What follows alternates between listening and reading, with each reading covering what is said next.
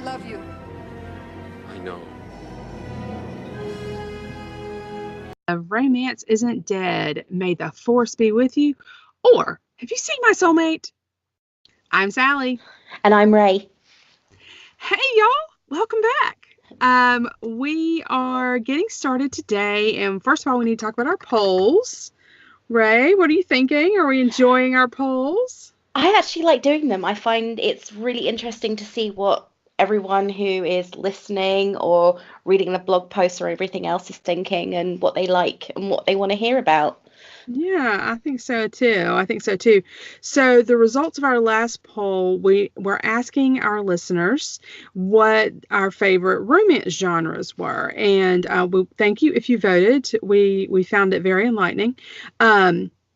It appears that we actually have a tie or a draw, as the Brits would say, and contemporary and fantasy / supernatural took it away with 40%, and historical came in third with 20%, and nobody voted for futuristic. You know, Raye, with futuristic, I'm kind of thinking that that kind of can go into supernatural fantasy depending on who's writing it. Yeah, I think it depends. I know that the one that we're reading at the moment is classed as a futuristic fantasy supernatural type thing. If it depends, so. If you look at the categories on Goodreads, that's what it's classed as. Yeah, right, of course. So I think there's some play there. So yeah, okay. So over the next few weeks, we're going to be introducing all these genres to you, or reintroducing these genres to you. And the book we're currently reading was my first pick, and it's Nalini Singh's first sci-changeling novel, Slave to Sensation.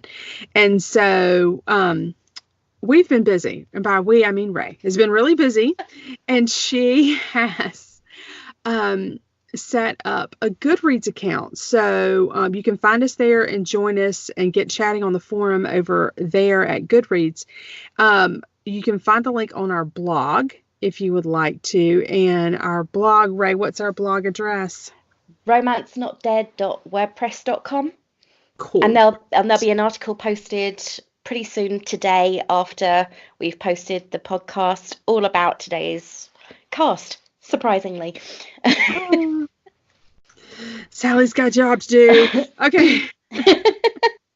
Yep, you certainly have. Oh boy, here we go. Not mine today. Yeah. I'm going to be plied with wine instead. Oh, come on. Yeah. That's so fine. We're going to be toasted with champagne. Well, probably cheap champagne, but I will be toasted with champagne at some point. That's good. That's right. That's how it should be. Should I tunelessly sing to you? Oh God. Maybe let's not. Let's not.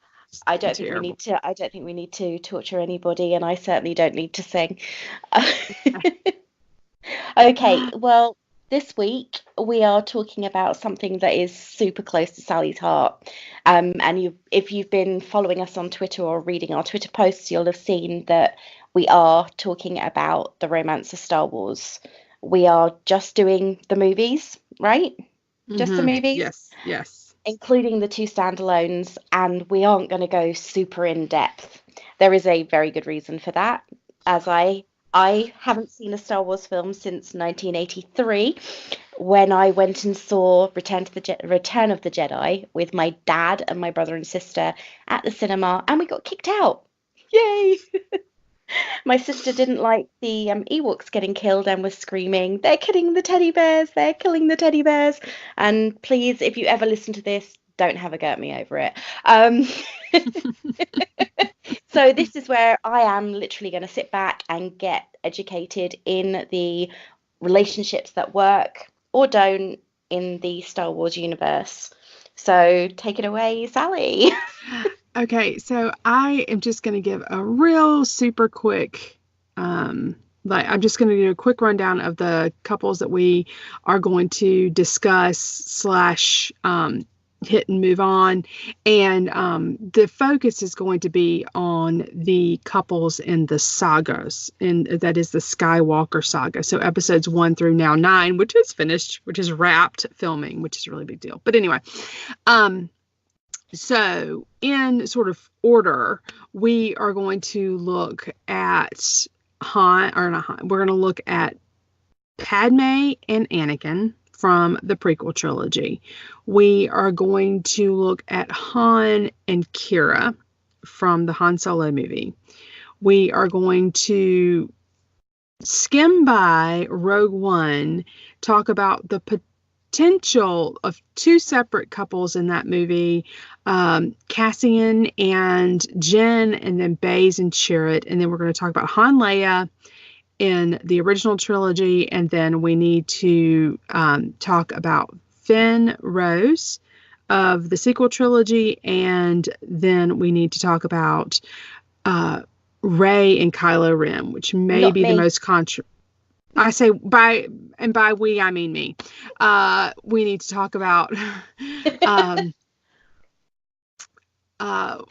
what's his name? Kylo, Ben Solo, and Raye of Jakku. So, should I, Raye, do you think kind of go through who these people are, or do you want to ask questions? I'm going to have the first question was, that sounded like a foreign language to me. It sounded really bad. I was sitting there going, Raye, I don't know anybody called Kylo Ren. just for a second. And then I remembered. Well, I do have a few questions, as you know, because you've been fielding them all week. Right. And I'm sure that most of the people listening will have at least seen one of the films, if not all of them. And I'm sure most of you have seen all of them. Right. So what do you think makes these couples so romantic? Well, Star Wars is myth. It's fairy tale, modern fairy tales, modern myth. And so, as you know, romance is a universal kind of thing, and it's a through thread for many of the, well, heck, for any of the fairy tales, and certainly for myth. And so all of these couples sort of have these, or a lot of these couples, not all of them, but several of these couples have sort of this epic love story going on, and they seem to be larger than life, but they all have their failings. So unfortunately, most of these couples seem to be tinged with tragedy as well. So but they are romantic couples. I mean, we got to see a couple of them in bed with each other. So it is, it is what it is. Definitely a kiss here and there. So yeah. I'm romantic. I'm now hearing Marilyn Monroe in my head. Yeah. So which of these, I mean, you listed quite a few couples there. Which of them do you think is the most romantic? Is there one that really stands out, or are they all in their own way kind of, you said tinged with tragedy, but are they all massively romantic, epic sweeps of love? And so who's the most hand-holding. epic romantic sweep of love? Is that what you're asking? Who's the most romantic? Definitely. Okay, so this is truly an opinion thing. And for me, it's a couple that has the potential as opposed to the actual what has happened with them. So for me, the couple that has the most potential is Rey with Ben Solo or / Kylo Ren from the sequel trilogy. They, to me, they've got this mind to mind connection. There's something kind of fated about them. And I just, that's my jam. That is my jam. So yeah, that's kind of where I am. So, yeah, I think that's kind of what I look at with them. Do we want to go ahead and just kind of like talk a little bit about these couples? Go ahead and, definitely. Okay, so from the prequel trilogy, we have Anakin Skywalker and Padme Amidala, and their ship name is Anidala. Anakin, Anidala. And we have to talk about a ship name, right? So they are the parents of Princess Leia of Alderaan and Luke Skywalker. So they did indeed get married, and they did indeed have children. But it is a tragic, tragic couple. I would call it a Romeo and Juliet trope, because they are truly star-crossed. They cannot be together. And it also shares a couple of things with the Han and Leia, which I'll kind of get into with Han and Leia.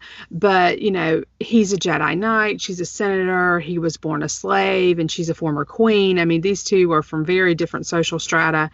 And in the end, his quest for power, and ostensibly it's the power to save Padme, because he couldn't save his mother from death. And so ostensibly he's trying to save Padme from death, and that is what drives them apart. And ultimately, well, what kills her, and potentially, well, it kills mostly Anakin. So there's that. And the yeah, it's very tragic, right? It's very, very tragic. In Solo, a Star Wars story, you do have one couple, and that is Han Solo and Kira. And I don't know if she even has a last name, but basically this is just first love, young love kind of thing. They grew up together on the mean streets of Corellia, and they learned to rely on one another.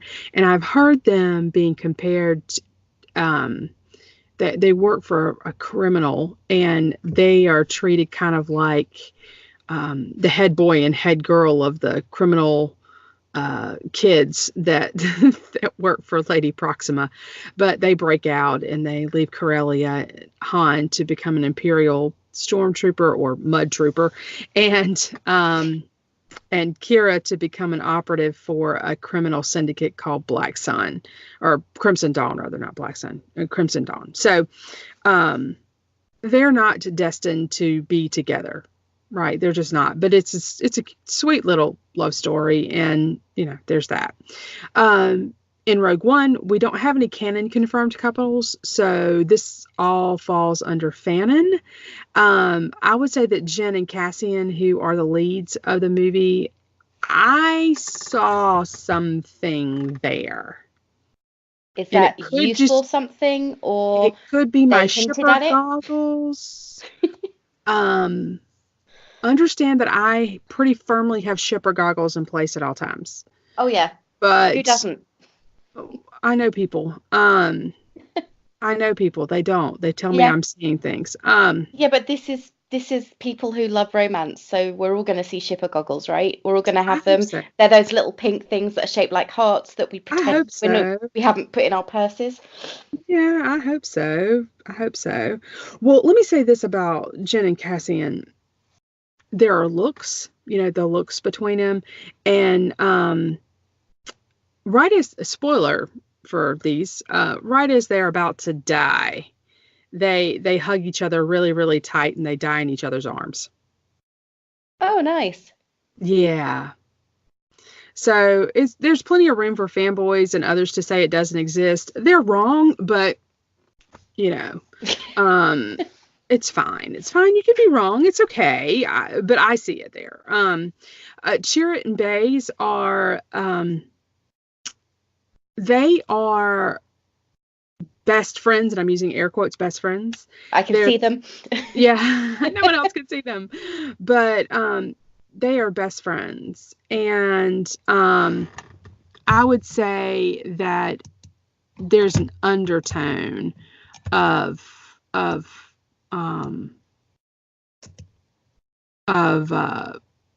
this could be a couple, right? It's not like you never see them in. Well, you do see.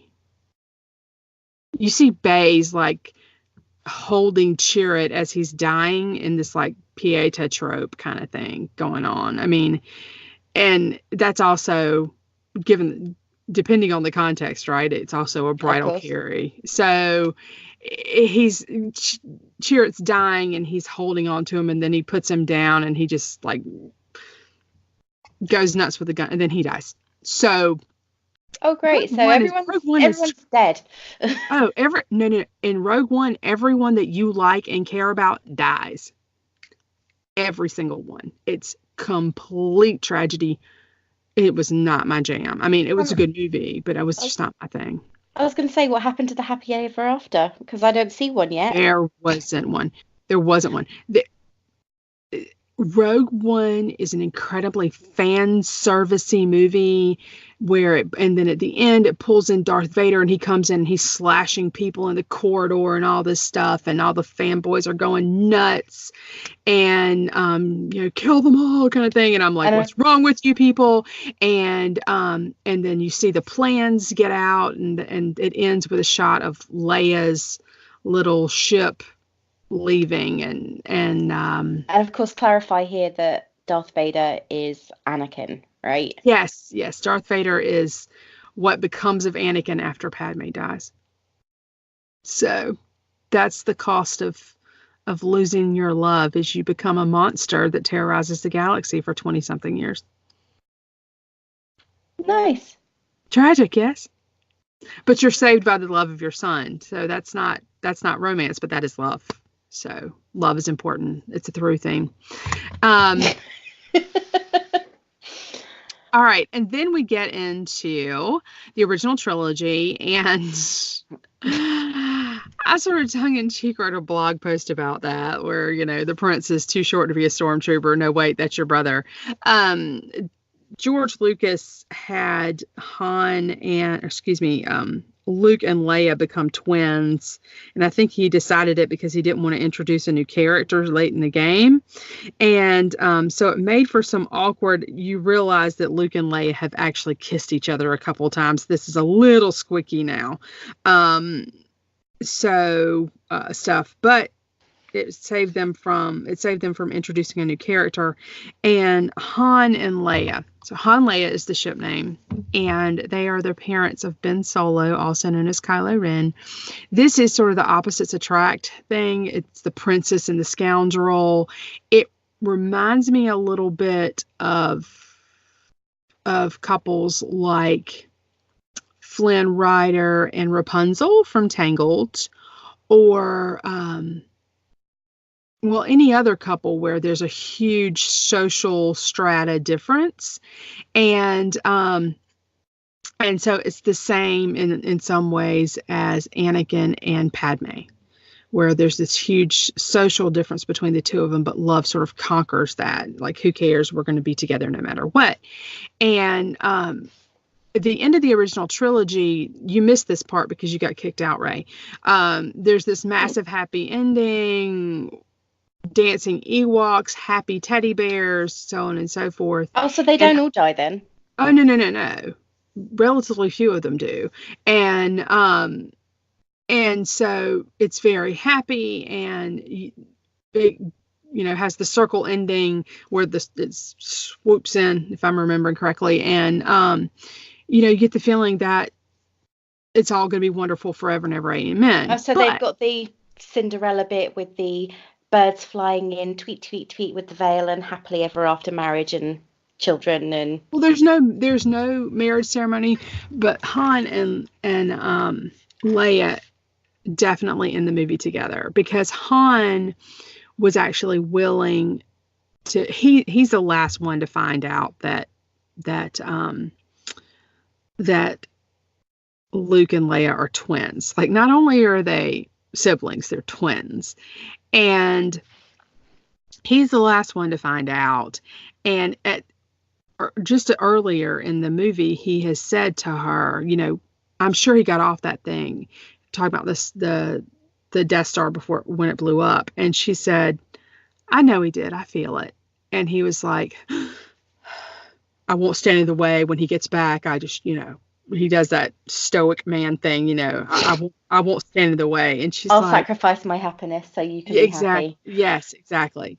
And she's like, it's not like that. He's my brother. And saying this reminds me very much of a spoof film I saw that was made in '99, and I had to look it up because I saw it on Sci-Fi late one night years ago, called George Lucas in Love, which has George Lucas writing this. He's writing Star Wars in his dorm room at university, and this woman comes in with donut earring, donut headpiece in and everything else, and you Yeah. see the apparent influence for Leia. And Yeah. then his mother arrives and says, "Oh, that's your sister," after they've been Uh, making out on the bed. And that's yeah. all that I can see when you tell me about Luke and Leia kissing. Well, that's fair. That's fair. And there are still there's still Luke Leia shippers out there, by the way. And it's it's ship and let ship, but it's Yeah, just right fiction. now, if you could It's see just my fiction. face. It's Ugh. just fiction. But and a lot of them just sort of retcon it and say they aren't actually siblings, right? And really, there wasn't anything telling us leading up to them being siblings. Like that, it, yeah. Like when I people in 1983 could be forgiven for not expecting them to be related because there was nothing to my mind that indicated that that was coming. And in some ways it felt a little bit like the Darth Vader reveal, "I am your father" moment of the Last Jedi, or the Return of the Jedi rather. But it's neither here nor there. So Maybe it was. yeah, well, just shocked the crap out of me. All right, so original So Dan trilogy. Luke So Leia. that's our, and we, if we had never had another movie, the assumption would have been they lived happily ever after. Does that make sense? Yeah, That's what we total get. It sense. ends with a they're going to live happily ever after. But Disney bought Star Wars and they wanted to make money after spending $4 billion. They're That's capitalists. I can't understandable. blame them. Yeah, they're capitalists. I can't blame them. They want all our money. And Yep. so the sequel trilogy has, well, one canon confirmed couple. Like they've actually kissed, if that is your bar for romance. They've Okay. actually kissed, and that is Finn, aka FN2187, and Rose Tico. Finn is a former stormtrooper. They're known as Finn Rose in canon, or as their fanship name. And so he's a stormtrooper turned resistance hero, and she's a resistance mechanic. And that's John And Boyega, right? John Boyega and Kelly Marie Tran. And they are cute. They're very cute. I would say that they're cute together. Now, there were a lot of Rey Finn shippers or Finn Rey shippers after the first movie, and Oh, I I can get around a see lot. it. Yeah, apparently. But she, when I first saw it, I was like, oh, I guess they're going to be the couple. And then after I got to thinking about it, I was like, nah, I don't think they're going to be the couple, because she ends the first, or episode 7, with, we'll see each other again. I believe that, my friend. And then she kisses him on the forehead. Ouch, dismissive. Friend zone. Well, it's very friend zone. And to be fair, he's unconscious at that point. He's like in a coma because he's so badly wounded because Kylo Ren almost killed him. Wow. It's awkward. Yeah, I mean, sounds incredibly awkward. to be fair, she's also slashed Kylo Ren's face with a lightsaber. It's pretty bad. So, and Ray's over there going, "How are they a couple again?" Yeah, I'm wondering. So, okay, there are going to be people who say that they are not a couple. With all due respect, they're wrong. Yeah, they're wrong. Their ship name is Raye, Kylo Ren, or Ben Solo, right? He is the son of Han Leia, and she's the daughter of nobody. They are basically her parents, who we learn about in The Last Jedi, are basically a set of dead drunks. So in Like, other and by dead, words, she's the Anakin in the yes, relationship, or the Han in the relationship, right? Socially speaking, yes. So that's another through thread where she doesn't have to be anybody.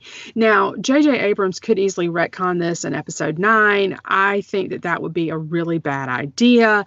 But maybe if he's trying to give something to the fanboys who are cranky that Luke Skywalker is dead, then perhaps they'll do that and make her a Kenobi or something. I don't know. Yeah, It's just not necessary. J.J. Abrams, I don't think panders so much to the fanboys.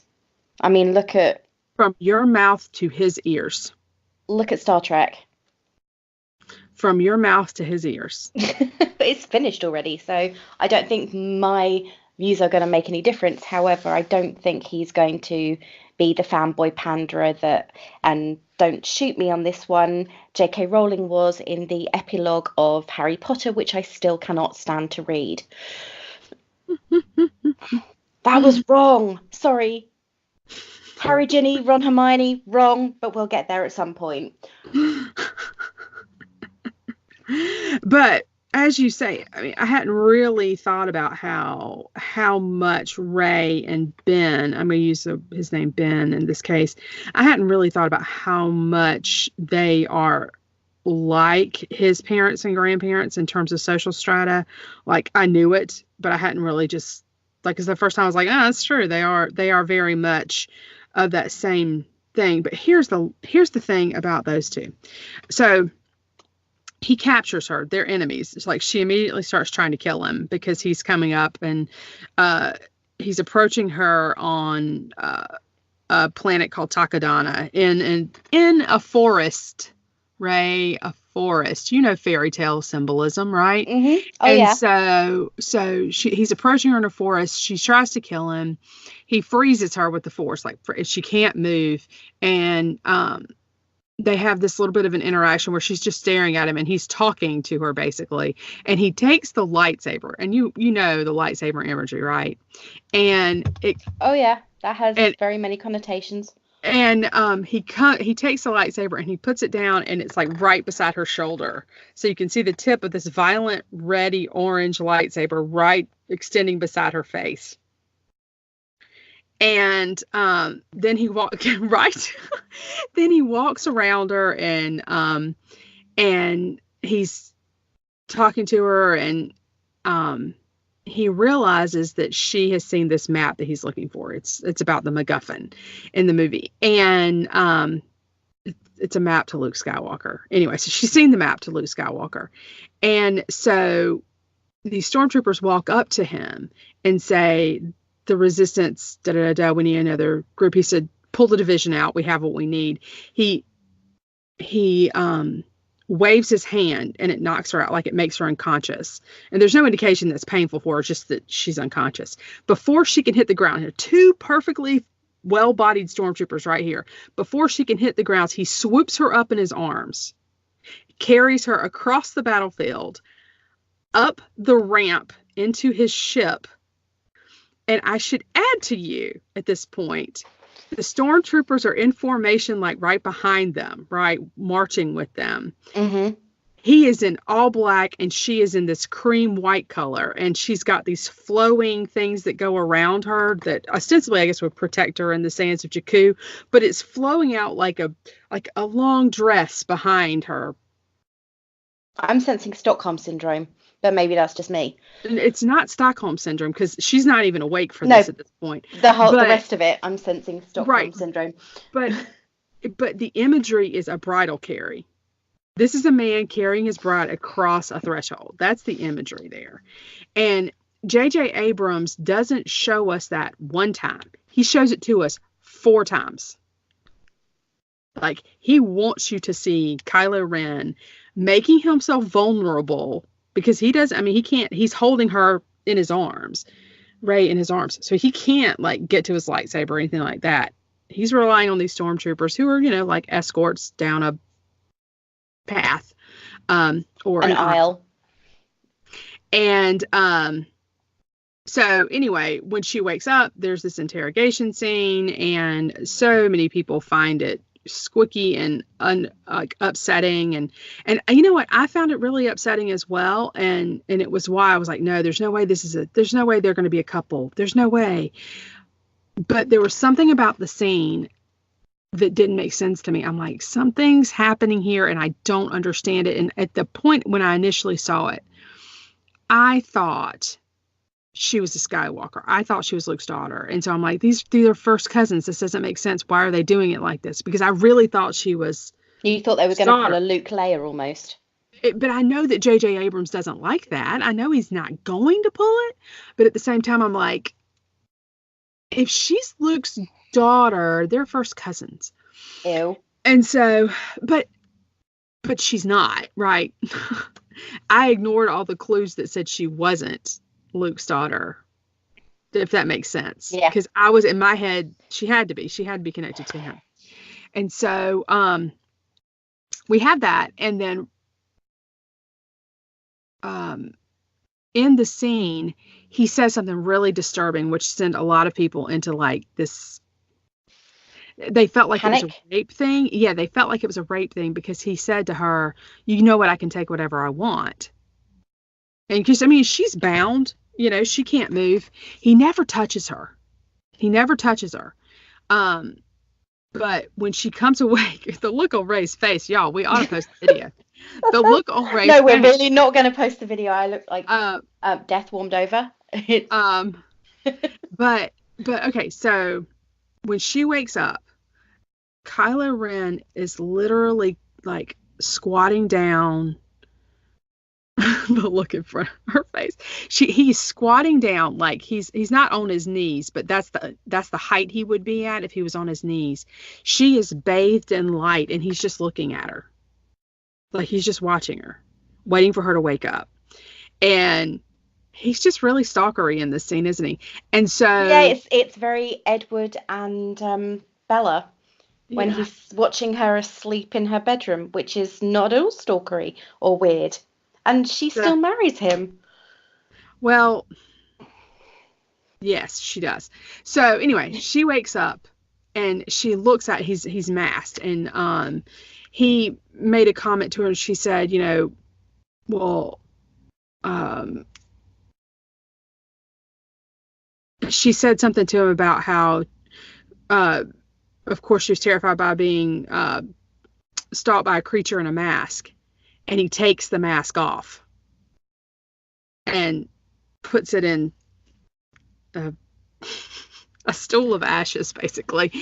And the thing is, though, when he takes it off, because he's got all this Vader imagery going on, and we know as members of the audience that Vader needed that mask in order not to die. And he doesn't need that mask not to die. And so when he takes it off, it is like the best version of Adam Driver. And so he looks like, and J.J. Abrams tells us this in his commentary. He says, and here you have, excuse me, Adam Driver. She's choking. Yeah, looking like some sort of a prince. Which is very Disney imagery. Mm-hmm. But then, of course, they are Disney. And wasn't there a petition not that long after Carrie Fisher died to make Princess Leia a Disney princess? She's not? She's not. Are you sure? Because I think she is. Might be now, but she wasn't. In my head, she's always a Disney princess, okay? There's no need to have a petition. She's a freaking Disney princess. So, anyway, you've got that, and so this is on the heels of an enchanted forest, a bridal carry, and now you've got the director telling us that the villain, air quote villain of the piece, is looking like some sort of a prince. And he's already spoken about fairy tale imagery, right?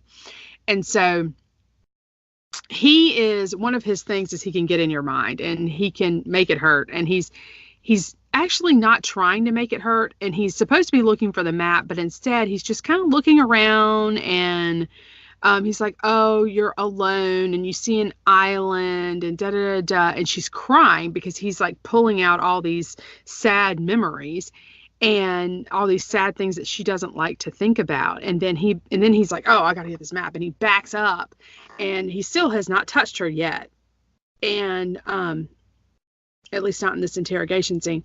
And I mean, but he did. I mean, he touched her to pick her up and carry her, is what I'm saying. And so he backs up, and he's like, okay, I'm gonna get the map. And they have this mental fight where, like, suddenly she can see into his mind as well. And so they've got this mind connection going on. And he at one point says to her, before it like really gets into the tug of war, it looks like a tug of war. He says, don't be afraid, I feel it too. And I'm sitting in the theater going, what does that even mean? What do you feel? I'm confused. Well, you overanalyze everything. I don't. No, I don't. Because in The Last Jedi, then you get Rey asleep. He's getting his face stitched up from where she has slashed him. And abusive relationship. They're not in a relationship. They are enemies. They are on other sides. They're on opposite sides of a conflict. But anyway. So were Romeo and Juliet. They still ended up dead together. Thanks. I am going to live in my dream world where they wind up together and happy in my day. I don't care about Romeo and Juliet. I'm talking about Rey and Anakin, or Rey and Kylo Ben. Rey and Anakin. There's a. Yeah. No. But anyway, they're just. Anyway, so in The Last Jedi, the first time you see them together, she's waking up and she sees him like right in front of her, and he sees her. And the first thing she does is pick up her blaster and shoot him because she thinks he's there and he's not. And he skids out into a corridor a la Tom Cruise and Risky Business. And he's like, I can't see your surroundings, just you. And she's like, you're too late, I found Skywalker, and blah blah blah blah. And so that's how that goes. And it turns out that the Force is connecting them, and they are able to talk to each other and see, like, telepathically. And then at one point the connection is so strong they are millions of light years away from each other, and they can reach out across a fire and touch hands across a fire. Okay, I have a question for you. Mm-hmm. Yeah. What exactly is the Force? I know it's mentioned stacks and stacks and stacks, may the Force be with you, blah blah blah, but I've said this several times, I am a live long and prosper girl, not a Force be with you one. So what is it? The Force is a mystical thing, and it binds all living things together. I have heard it compared to the Qi, like in Chinese mythology. Yeah. And so, and you have kind of a living force and a cosmic force, and the cosmic force is a broader thing, but the Force is complicated. But it's definitely mythical or mythic, I should say. Okay, and so it's more of the spirit and the soul. It's like it's all of us having our spirits and our souls, and we all sort of feed into it. And it's good, it's bad, it's everything that all living things are. And so the dark side and the light side, neither are inherently bad. They're just you can't have one without the other. You don't have the light without the dark and the dark without light. You have to have both. Yeah, does that make sense? Yeah, there is the gray in between. The idea is finding the balance between, and I feel like the sequel trilogy is about finding that balance between the dark and the light, and Kylo Ren being so conflicted and Rey being willing to accept her dark side. To me, together they are the balance. which makes them epic. They're your favorites. Oh my gosh, I love them so much. So much. So much. So, yeah. Interesting. Yeah. What's the thing? It seems like Kylo Ren are the favorites of a lot of people. If you look at our poll, which is still up, by the way, on ISN Romance on Twitter, we had 78% of people who voted so far are saying that Kylo Ren and Rey are their all-time favorite Star Wars couple. But there is one couple that came up that has me completely baffled. We haven't mentioned them at all, and I'm guessing it's because they're not part of the Star Wars movie franchise. And that is Canera, and they were brought up by Amy when she voted and gave us a pretty little gif and everything. Yeah. Canera is Kanan Jarrus, a blind Jedi Knight in Rebels, and Hera Syndulla, who is a rebel. And they apparently, on screen, there is a kiss on screen that I know about. And they apparently have somewhat more than a kiss as a relationship, because we find out after Kanan dies. Star Wars is tragic, by the way. After Kanan dies, yeah, we find out that they do have a son. So I have to assume that something a little more than a kiss went on. Well, it depends on how they reproduce. Yeah. Well, they're both humanoid type, so I would imagine that it would be the same. I mean, I think she's a Twi'lek. I could be wrong, but I think she's a Twi'lek, but that's still humanoid kind of thing. So, yeah. But that's why we haven't really talked about them, because they are rebels, and maybe one day Amy will come on and talk to us about how wonderful as a couple they are. And I've heard really good things about them. I just haven't invested the time into Rebels. That's on Disney, isn't it? It is on Disney, but it's the season, the series is over now. They've moved on to another animated series for the kids. Well, they're bringing back the Clone Wars. Yeah, because for a season. My nephew is a massive fan. Yeah, they are bringing back. So that also means they're bringing back Padme and Anakin, and a lot of their relationship, Padme and Anakin's relationship, plays out in the Clone Wars. It does. And you don't see as much of it on screen. When I say on screen, I mean the big screen, as you might think. But for casual fans or fans that don't really watch the animated series, the relationship between Padme and Anakin is what it is. And at its heart, unfortunately, it seems like Anakin looks to Padme initially sort of to replace his mom, because he meets her right as he's leaving his mom, and it's just tragic. It's so tragic. I can't. It's so tragic with them. And he turns to the dark side because he wants to save Padme's life, and it kills her, and it just breaks my heart. And I don't enjoy having my heart broken. Like, angsty romance isn't my jam, and that breaks my heart. I mean, give me the happily ever afters.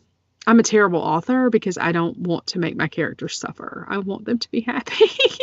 Whereas so I can actually make myself cry by reading stuff I've written that has characters being dumped and ending up with cancer and all manner of lovely things. I'm going to send you that one, by the way. Why don't you like me? I'm your friend. I just want your opinion.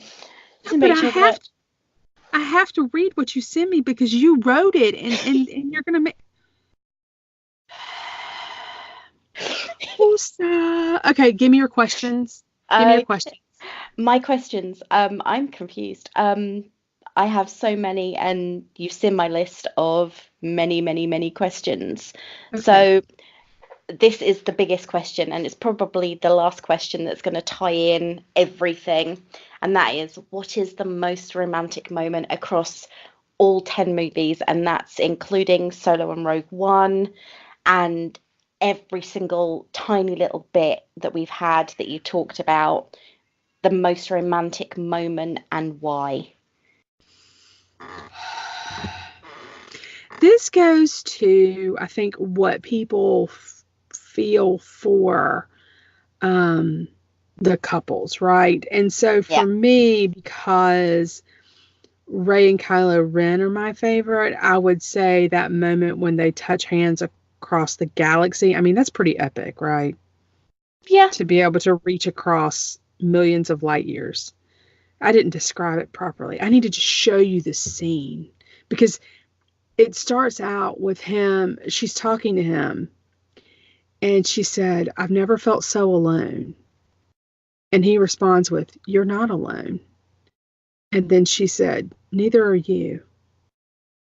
And she reaches her hand out over this fire. He takes his glove off, and that's important because he's on this First Order ship. He takes his glove off, and then he reaches out, and ever so slowly, you see their hands just touch, just like this, over a fire. Right? I mean, that's like hand If you fasting. can see it, she's at Sully's actually reaching her hands out. It's just so freaking perfect. And then, of course, Uncle Luke burst in and disturbs Smut Hut and blows up the entire hut. And so Disturbs what hut? I called it Smut Hut. Smut Hut. It's after there was a leak by a fellow by the name, I say fellow, it could have been a woman, named of Bothan Spy. And there was a leak for The Last Jedi where he said that Luke comes in and disturbs a conversation that Kylo Ren and Rey are having, and he blows up the hut. And so that made all the, especially the Reylo shippers were like, aha, it's a Smut Hut. Because, you know, he was truly acting like the dad of a teenage daughter who comes in and finds his daughter making out with a boyfriend, right? Get out, you know. Or the mum walking in on the son having fun with himself. Wow. Wow. I had to.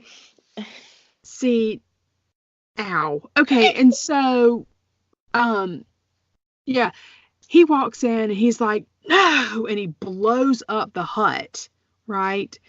And so, yeah, we call it Smut Hut, even though they're just touching hands. And so, and they're not even in the same room. They're not even in the same galaxy. They're not even in the same solar system. But he has manifested himself there. I mean, that's just nuts. Nuts. And then she promptly puts herself in a coffin-shaped escape pod from the Millennium Falcon and ships herself to him like FedEx. And she's holding a lightsaber on her chest like one holds a rose. Or like the Lady of Shalott. Yeah, well, I mean, it's also like Padme's death scene, too. There are a lot of parallels between Anakin and Kylo and Rey and Padme.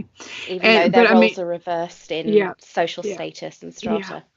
But the difference with them is that Rey has the Force equal to the amount that Ben has the Force. And so they're equals, and they are their equals in the Force. And that's what's important. There was a definitive power imbalance between Anakin and Padme from the jump because she didn't have the Force. Her power was in politics and all of this stuff. And in the end, that's not enough. What about Leia and Han then? Who had the Force there? Or did neither of them have it? Leia has the Force, but it manifests itself in her strength of will. It enables her to get through things like watching her planet being blown up. And I'm guessing and not falling apart. Luke got the power. He got the active power. And in moments of extreme crisis, Leia can use the Force. But it's extreme crisis. Like, she uses the Force to save someone else, her first love's life in the Leia Princess of Alderaan book. She uses it to save her own life in The Last Jedi. So, she can use it in moments of extreme crisis, but she never learns to actively use it the way that Luke does. I mean, Luke tries to teach her, but like, she senses Ben when she's pregnant with Ben, she senses his powerful light, powerful dark. She senses that, and she senses that something is preying on her son, even from the womb. And it turns out it's probably Snoke. And yeah, so she has a more passive ability in using the Force, but it's not active like Luke. And then Han is not that way. Han believes in the Force because he's not had a choice. He's seen it too much to not believe in it. But he initially doesn't believe in it at all.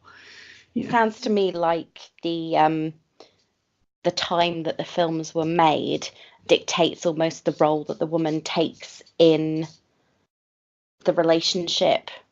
So even though Leia is more powerful and is higher up the social chain than her brother is, because he obviously was brought up somewhere else, if I remember rightly. I mean, I'm talking. I saw it. Yeah. I saw it. What, in 1977? Yeah, no, that's how old that makes me. Yeah, he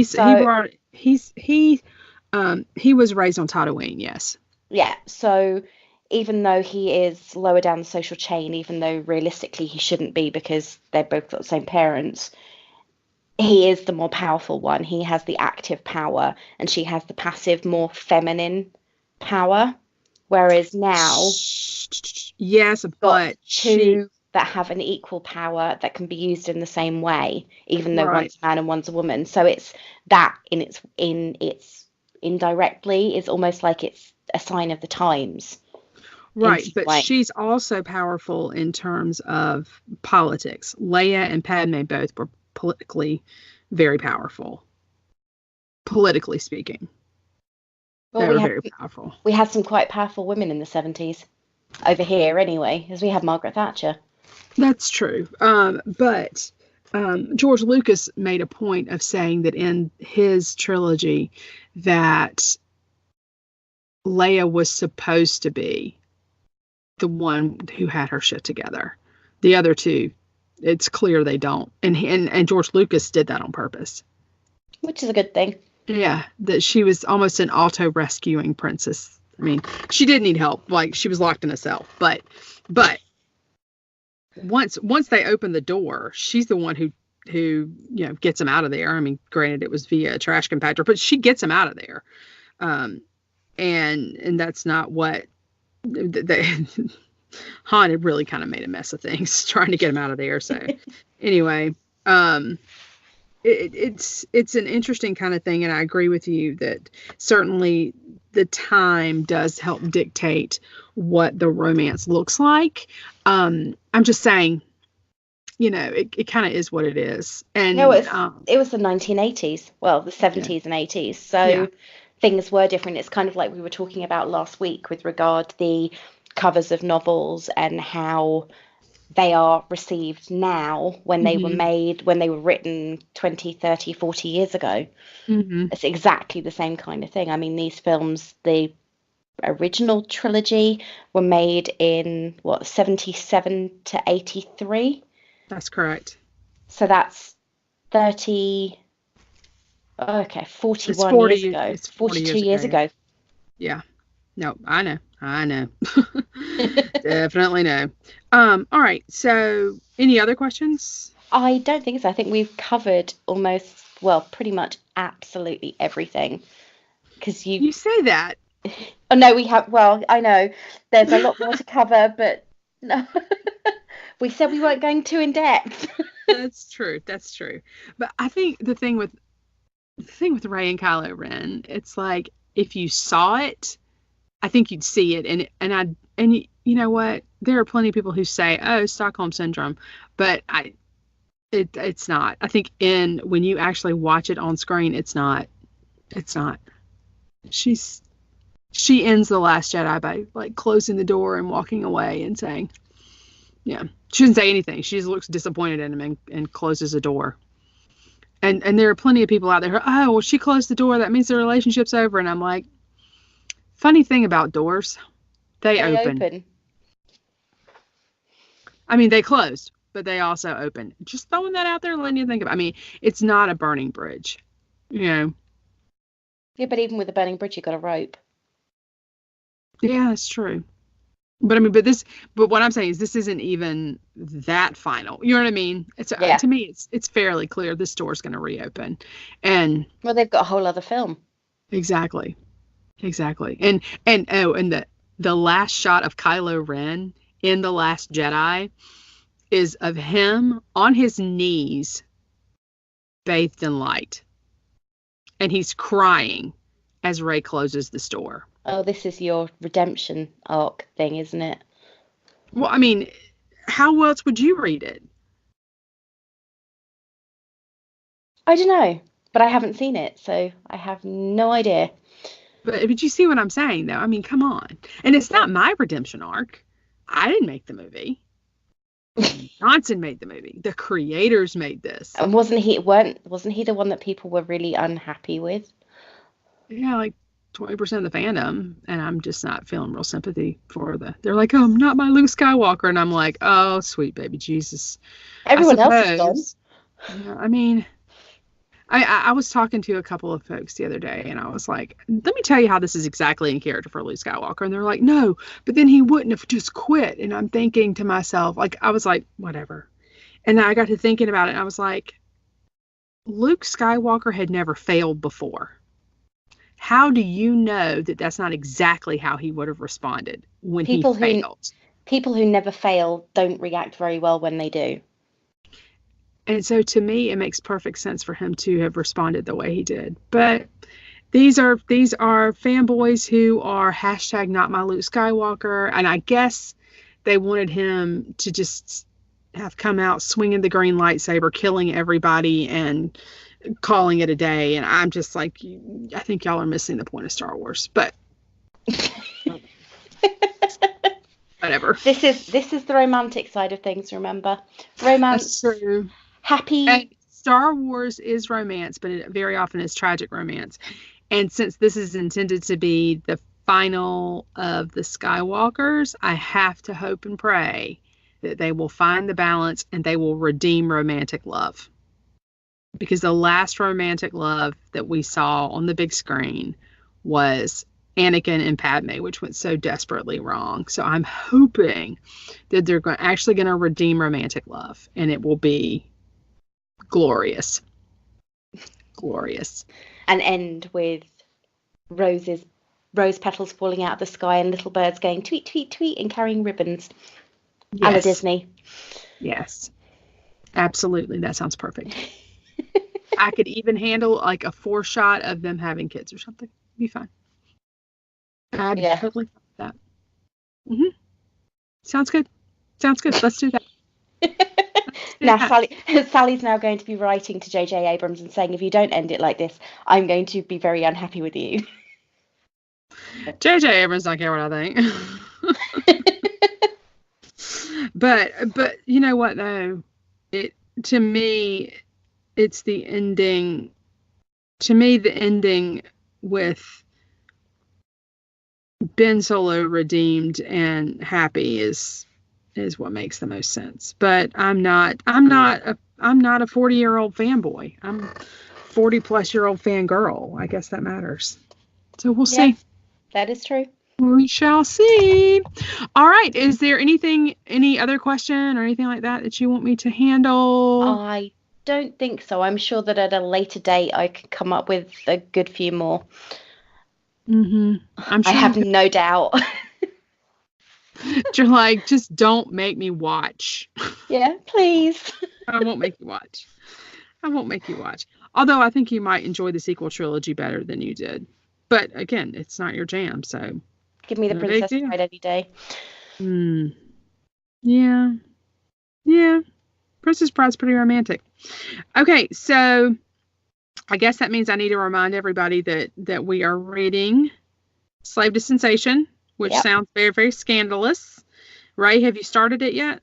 No, but as you know, it's my birthday and I'm getting a Kindle, so I can actually buy the book because my last Kindle went bye-bye when I plugged it in. It was old. Well, it wasn't really old. It was 7, but it was old enough. And it just, I was quite sad. Well, for a Kindle, that's pretty old. That's got some age on it. So that's got some age on it. But it's only, that book is only 320-ish pages. You'll Oh, be able that's to fine. knock I'll that read it out. tomorrow. Yeah. You'll be able to knock that out in a couple days, if that. So I'm not worried about that. And as I was rereading it, I was like, oh, I don't know if she's going to like this or not. I'm feeling very trepidatious. Is that a word? Yeah. Trepidatious. I'm feeling trepidatious that you And won't of, like it. and of course, next week, that is going to be our subject. Our subject is Yes. going to be Nalini Singh with Slave to Sensation.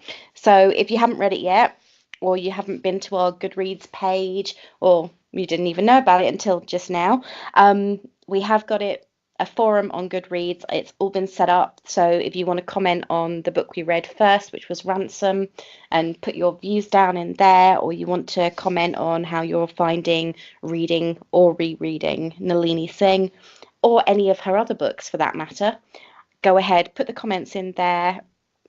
We aren't massively active on there yet, but we will be. And of course, you can always post in on our blog. You can post comments on the threads underneath for the podcast, or you can say hi to us on Twitter. We promise we won't bite unless you ask us to.